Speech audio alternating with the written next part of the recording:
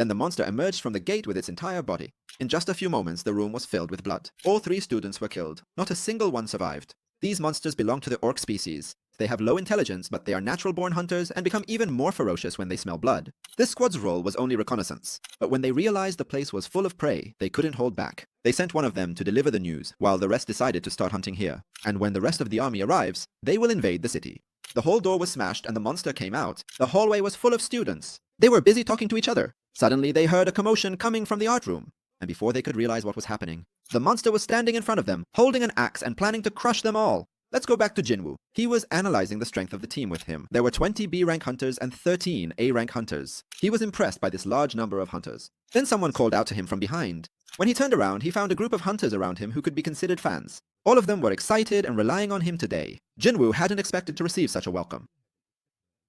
So Yerim stepped in and asked them to leave Hunter Jin-Woo alone. Then she introduced herself as the main healer of the Knights Guild. And after the team was assembled, Young-soo decided to start explaining the plan. He told them that he would be the leader of this raid. The other hunters didn't like that and preferred that Jin-Woo be the leader. So he told them that Hunter Sung-jin's role would be to cover their rear. Then one of them spoke up and said, "Are we really so weak that we need someone to protect us?" He was one of the newcomers, and his enthusiasm led him to say that. So Jung-soo apologized to Jin-Woo and told him that this kind of atmosphere is normal for them. Don't consider that rude of him. Jin-Woo understood and told her that this shows their confidence in themselves. It's fine by me. Young-soo looked at his phone. The time had come and they headed toward the gate. The scene shifts to the emergency center. Everything was normal until they received that call. One of the students reported the appearance of monsters at the school. The caller was a girl who had hidden in the school bathroom, covered in blood, crying and literally trembling with fear. All her friends had died and she managed to escape. At the last moment, the staff member tried to calm her down and told her that the hunters were on their way to rescue them and asked her to hide until they arrived. These words gave the student hope that she might survive, that she might live. So the staff member asked her to describe what these monsters looked like. She told her that they were green, their bodies resembled humans, and they had ugly faces.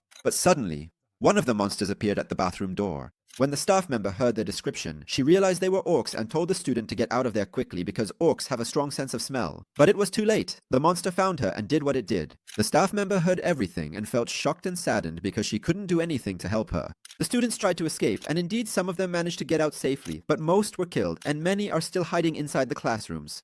The orcs, my friends, blocked the only staircase leading outside and began a sweep of the building. Upstairs, a group of guards were gathered in one of the halls. They hid and tried to block the door with tables, and all they had to defend themselves were chairs and despair. Suddenly, the door was smashed open. All the students were terrified. The squad leader entered, his body covered in human blood and his weapon dripping. One of the students tried to escape through the back door only to find another monster there. And before he could make any move, the axe was in front of his face, splitting his head in two. One of the orcs noticed a female student emitting magical energy, so the leader ordered him to kill her first,